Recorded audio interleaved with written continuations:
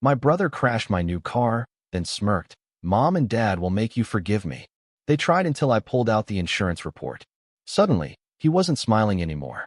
I, 32M, stared at what remained of my car in the driveway, and something inside me went cold. 3 months. I'd owned it for 3 months.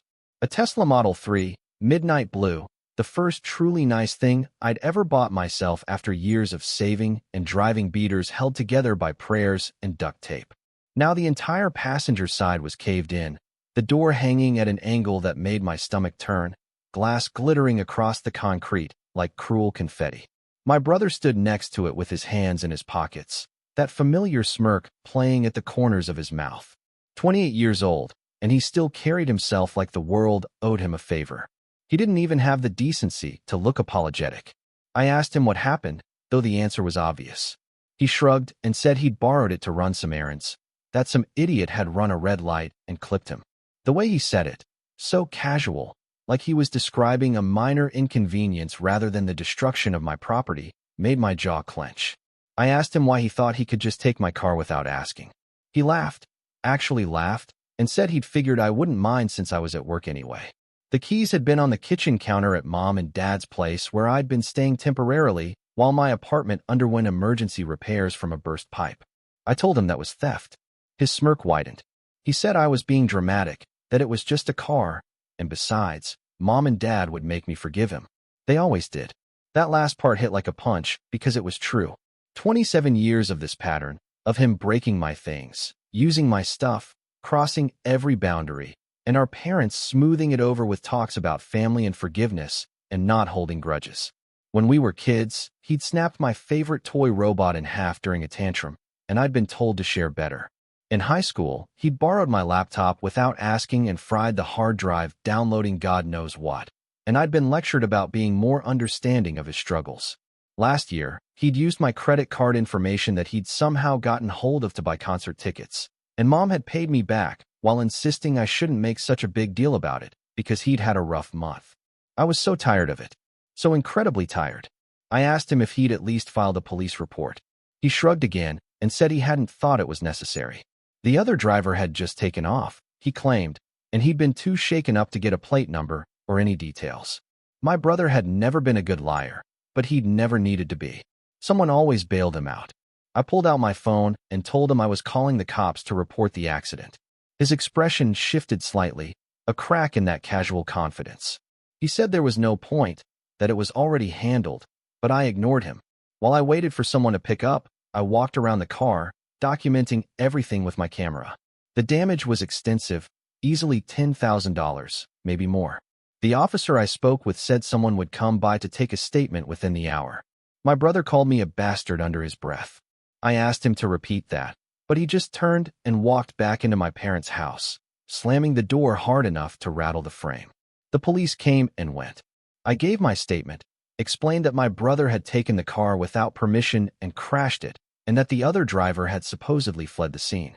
The officer taking notes gave me a look that suggested he'd seen this kind of family drama before and didn't envy my position. He said I should contact my insurance company and that they'd be in touch if they needed anything else. By the time I finished with the police, both my parents were home. I could see them through the living room window, my brother animated between them, gesturing as he spoke. I knew what was coming before I even opened the door.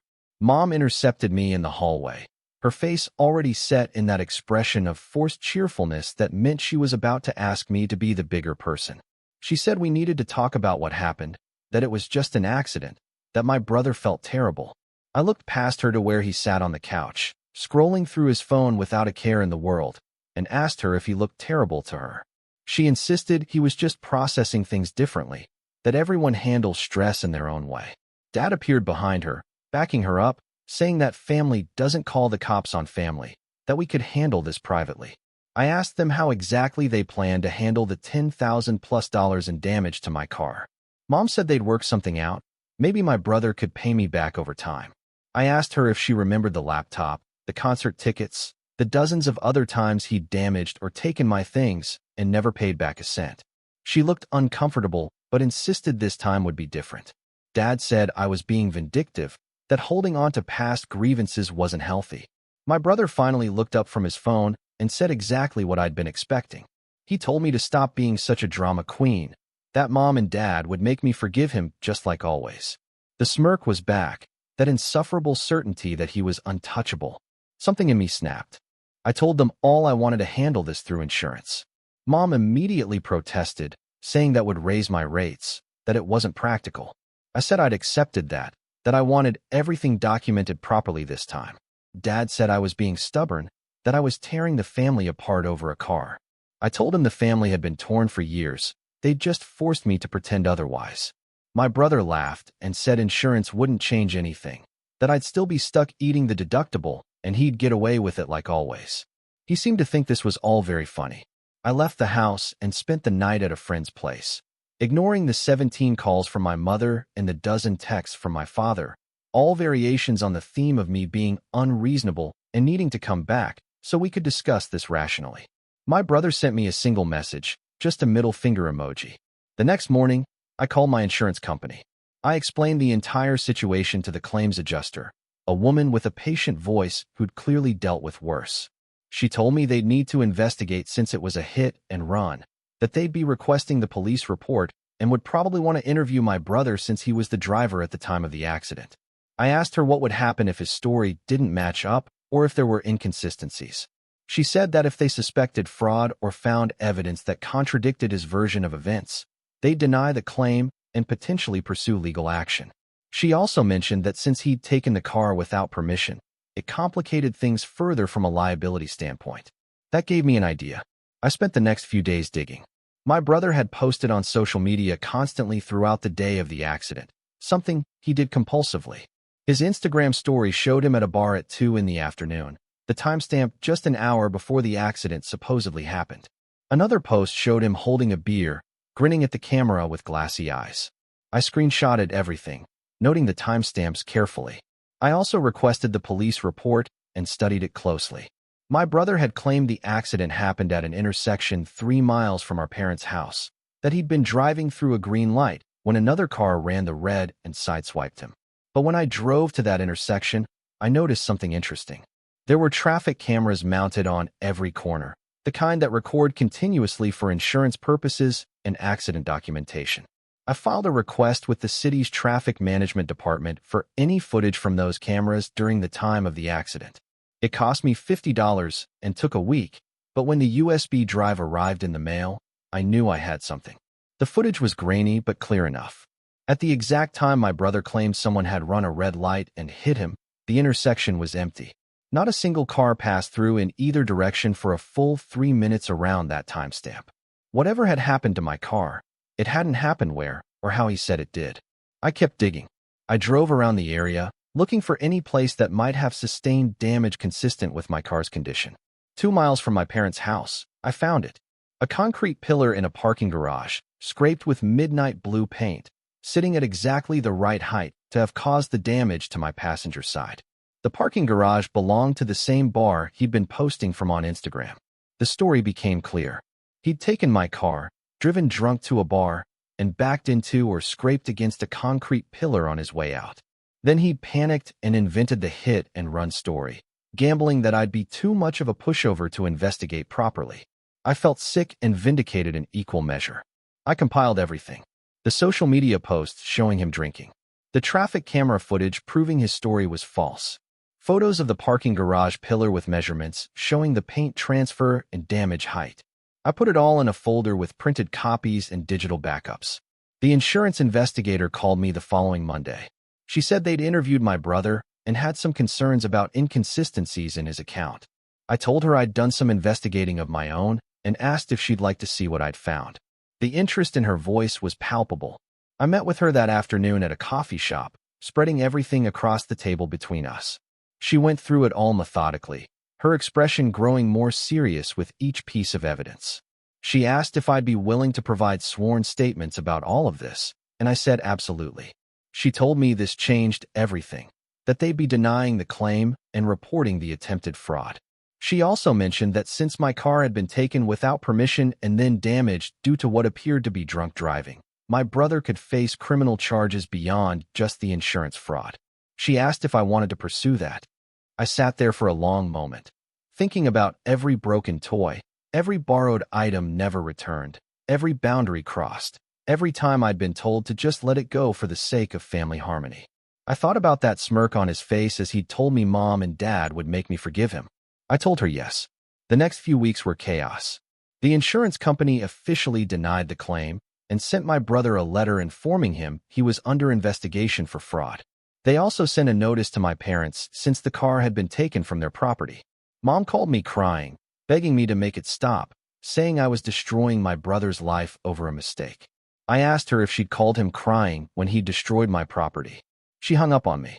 Dad tried a different approach, angry and threatening, saying I'd be cut out of the family if I didn't drop this immediately. I told him that seemed like addition by subtraction at this point.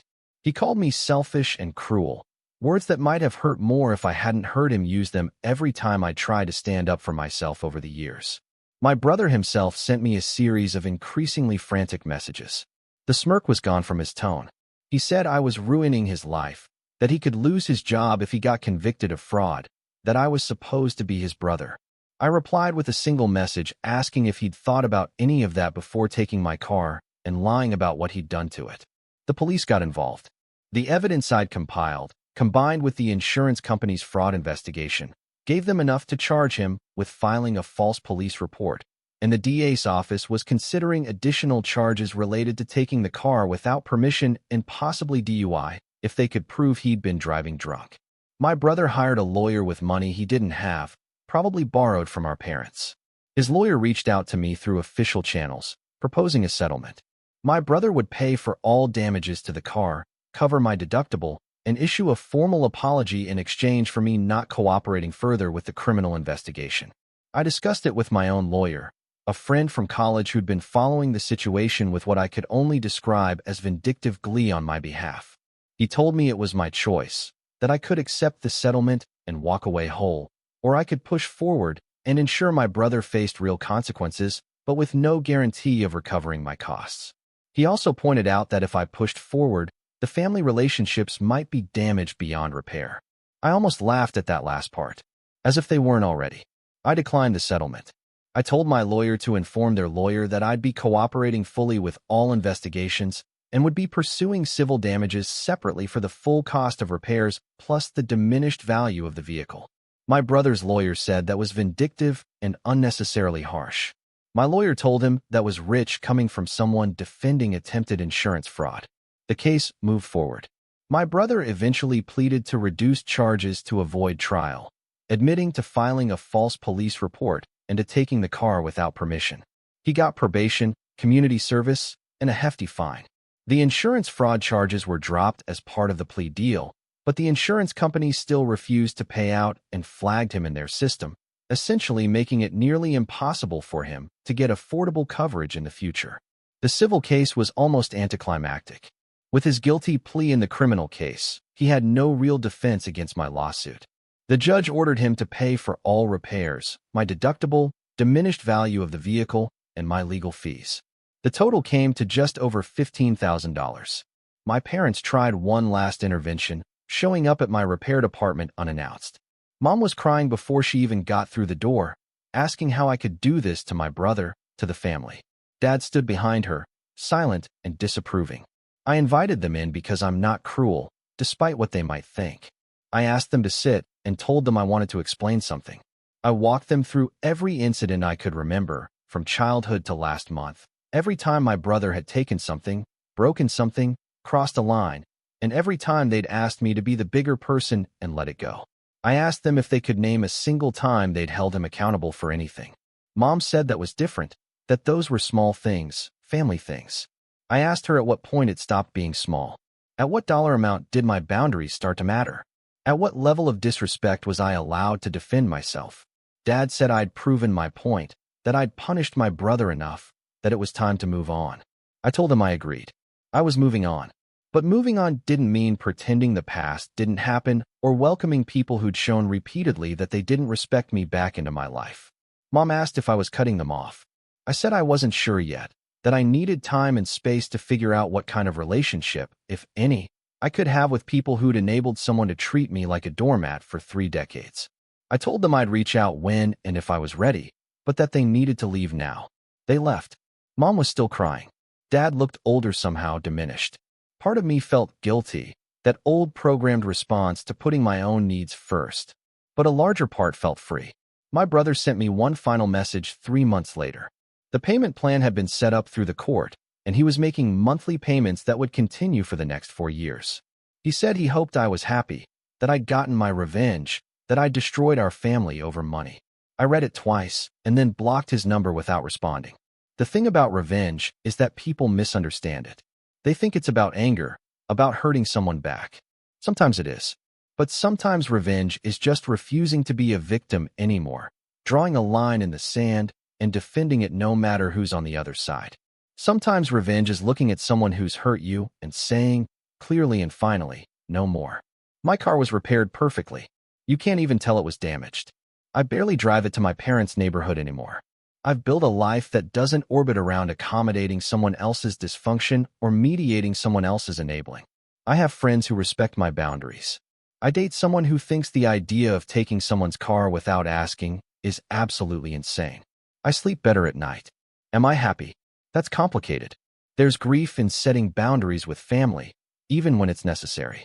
There's a particular kind of loneliness in being the person who says enough is enough. The guilt still creeps in sometimes, usually late at night, whispering that maybe I went too far, maybe I should have been more forgiving. But then I remember that smirk, that casual certainty that he could do whatever he wanted because Mom and Dad would make me accept it. I remember every time before when I'd swallowed my anger and hurt for the sake of keeping peace, and how it never actually kept peace, just postponed conflict while teaching him there were no consequences. I'm not sure this counts as a happy ending. My brother and I don't speak.